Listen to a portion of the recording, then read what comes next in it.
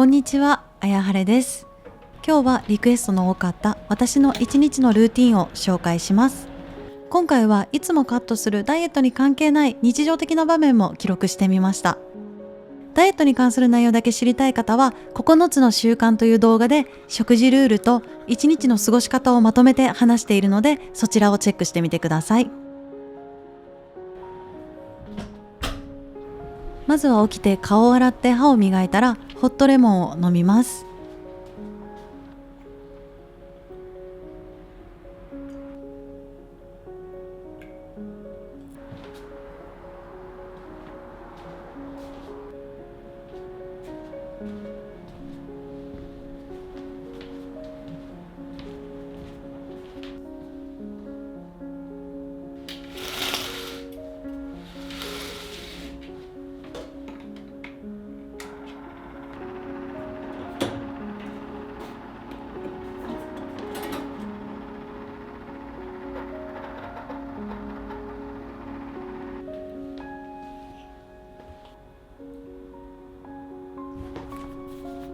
6時30分、モーニングページを書きます。毎朝英語ノートに頭に思い浮かんだことを3ページ分ひたすら書いていきます。ずっとやりたかったことをやりなさいという本に影響を受けて始めた習慣です。9月から始めて現在で約3ヶ月、ほぼ毎日書いています。モーニングページは脳の排出作業であり、脳の中を掃除することが目的と本の中で紹介されていて、直感的にこれはやってみたいと思い、朝早く起きて書く時間を作るようになりました。私は物事を深く考えすぎてしまうことが多く、寝たら忘れるタイプの真逆の性格です。引っかかることがあるとずっと頭の片隅に残して、ああでもないこうでもないと考え続けてしまいます。そのまま放置しておくと、モヤモヤを溜め込んだ引き出しから一気に中身が飛び出して、すごく落ち込んだり不安になったりして、何も手につかなくなってしまう日もあります。いつもノートの冒頭には、今日は晴れ、今日も寒い、洗剤買わなきゃなど、本当にただただ頭に浮かんだことから書き始めています。不思議なことにだんだん書き続けていると、気になってたけど気にしないふりをしていたことや、じっくり考えたいと思っていたけどいつの間にか忘れてたことなど、書いていくうちにいろんなことが頭に浮かんできて、思考が次へ次へと進んでいく感覚があります。書いた後は頭の中がすっきりして前向きな気持ちになります。なんとなく毎日不安だったりモヤモヤする日が多い人はやってみる価値があると思います。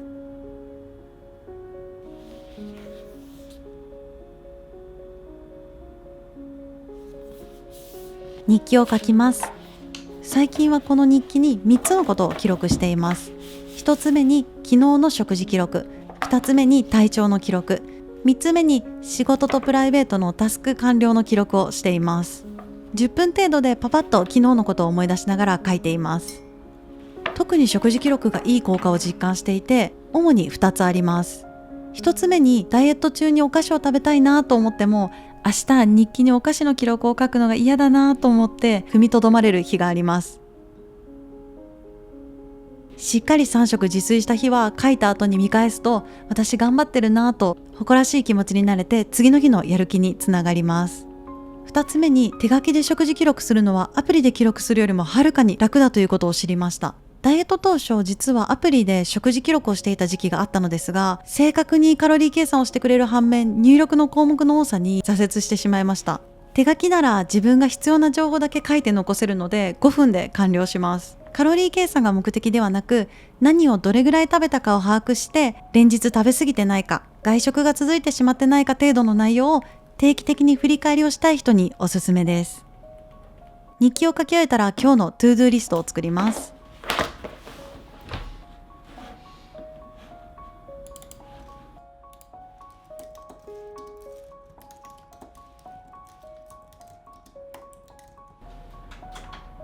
やることリストが完成したら着替えます。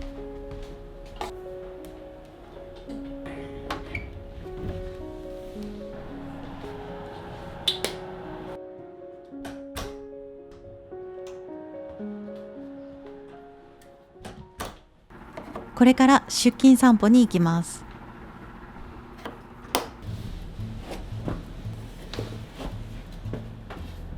出勤散歩とは、出勤で歩いてた距離ぐらい毎日歩こうよという自作のスローガンでモーニングページと一緒にスタートした習慣です。要するに朝散歩です。これで痩せるぞと思って散歩するというよりも、会社に出勤する時と同じように、さあ一日始まるよと体に教えるイメージで散歩しているので、出勤散歩と呼んでいます。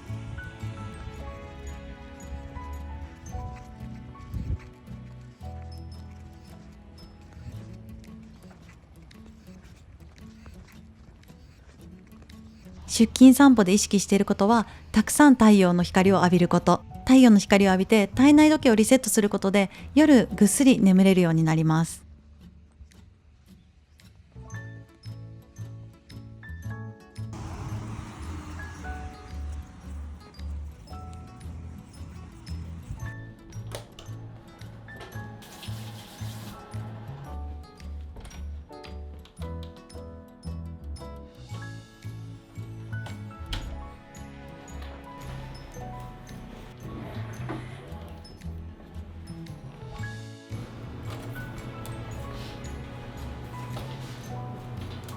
今日の朝食はマグカップスープとマグカップオートミールを作ります。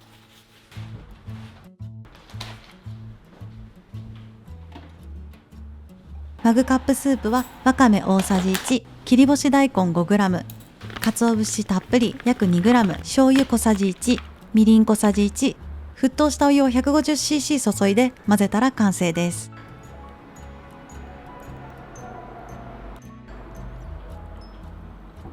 鰹節の代わりに顆粒和風だし小さじ1/2を入れても OK です。チーズと卵のオートミールリゾットを作ります。オートミール 30g。 オートミールは日食のプレミアムピュアオートミールを使っています。無調整豆乳 80cc、 卵1個、コンソメ小さじ1/2、卵を軽く潰すようにしてかき混ぜます。ピザ用チーズ 10g、 塩コショウ少々。蓋をせずにそのままレンジ 600W で2分加熱します。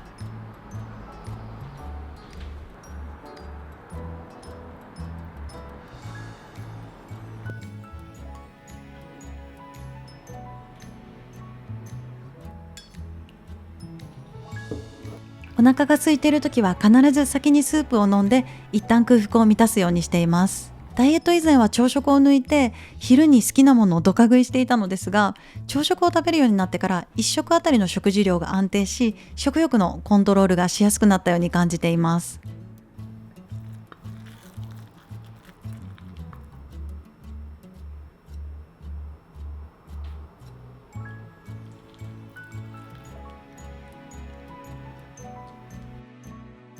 朝食はタンパク質を意識して1食あたり 25g の摂取を目標にしています。痩せるためになぜ私がタンパク質を意識するようになったかの理由については、過去に出している動画で詳しくお話ししています。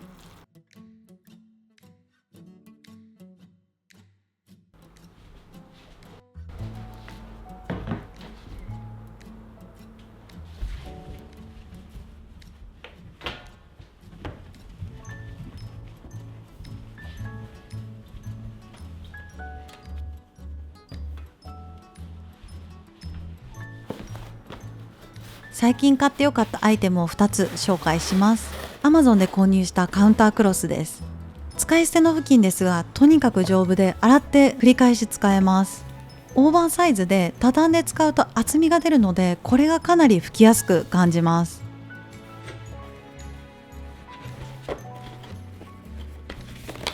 もう一つがダイキンのスポンジです。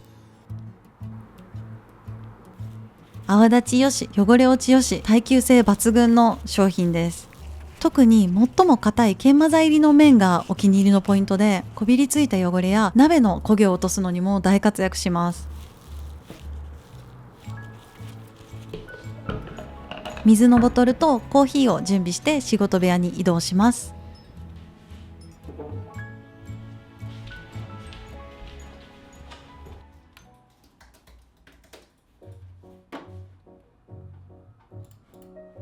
午前中の仕事を始めます。打ち合わせのない日は一日中パソコンに向かっています。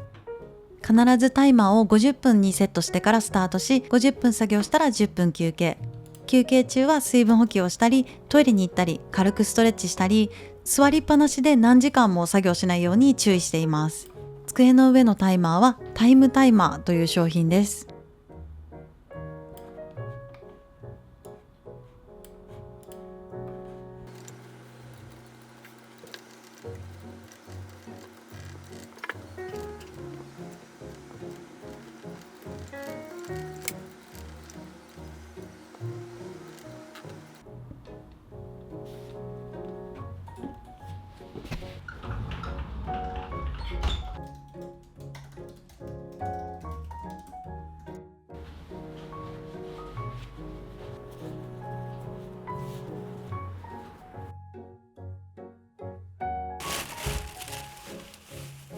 今日は冷蔵庫の中にある残り物で親子丼を作ります。小さめのフライパンに水 80cc、 醤油大さじ1、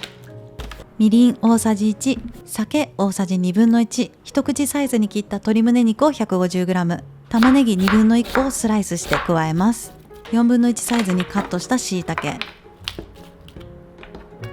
中火で煮立たせます。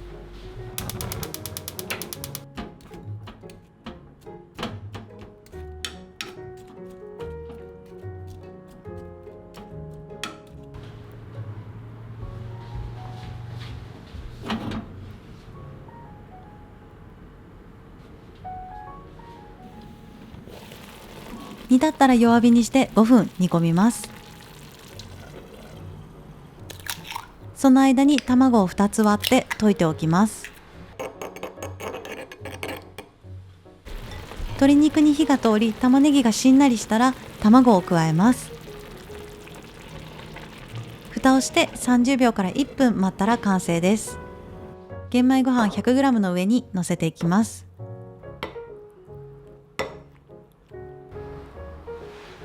マグカップで青さの味噌汁を作ります。顆粒和風だし小さじ1/2、乾燥の青さのり大さじ1、お湯 150cc を注ぎます。味噌小さじ1を溶かし入れたら完成です。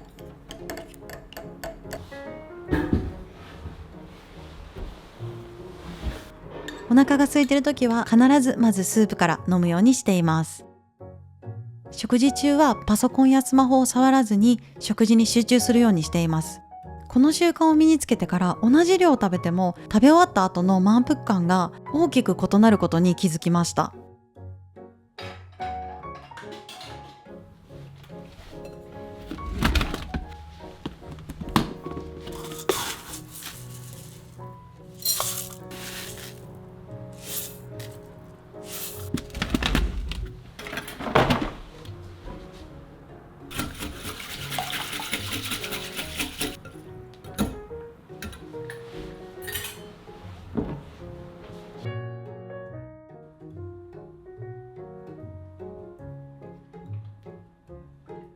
午後の仕事中も常にデスクには水を置いて水分補給をするように心がけています。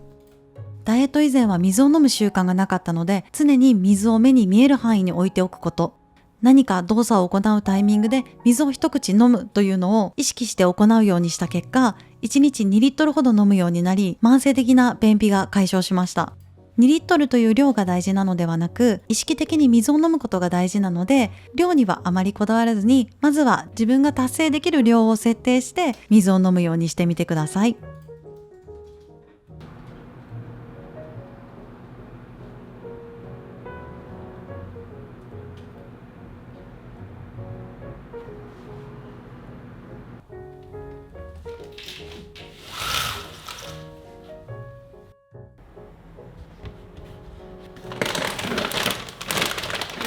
いつもストックしている間食は素焼きナッツと高カカオチョコレートです。スナック菓子などのお菓子を全く食べないわけではないのですが、家にストックしないようにしています。ジャンクフードなども一切食べないのですかと質問いただくのですが、食べたい時は食べます。大事なのは回数と量だと思っていて、今は毎日食事記録をつけることで定期的に振り返り、最近食べ過ぎだなと思ったらお菓子や外食を減らして自炊の回数を増やす。あともう一つ実践していることとして、好きなものを食べていい一食を作り、計画的にストレスを発散するようにしています。最近は水曜日のお昼と日曜日のお昼は外食が多いです。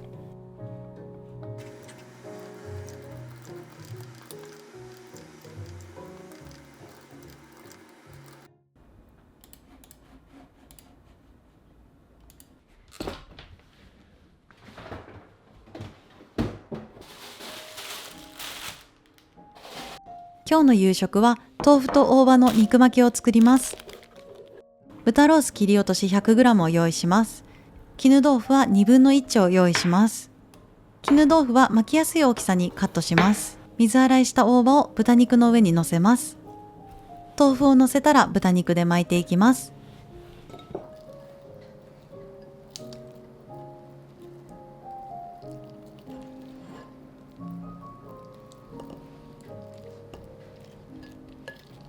塩コショウ少々。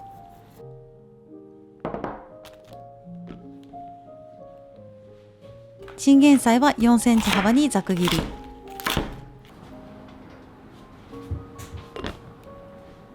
お風呂に入ります。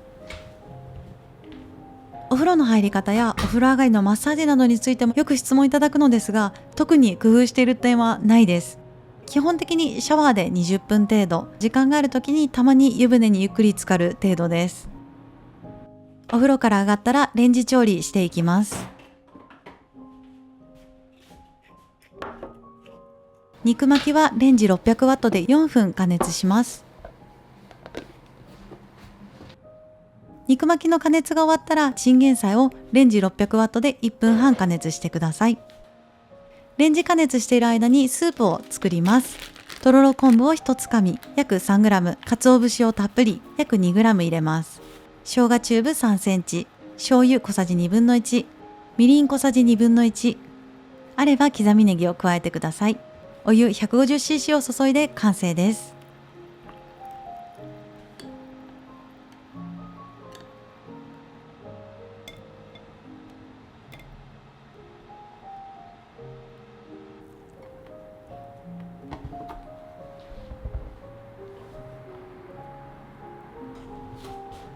夕食で大事にしているのは胃の負担の軽い食事にすること。私は早い時間に夕食をとることが仕事上どうしても難しく、遅い時間にお腹いっぱい食べてしまうと寝づらさを感じます。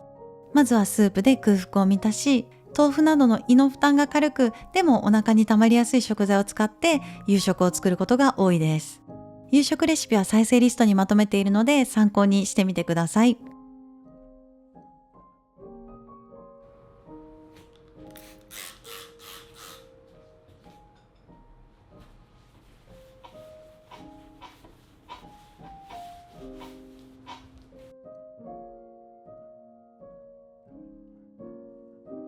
私は毎日10時50分には布団に入って11時には寝るようにしています。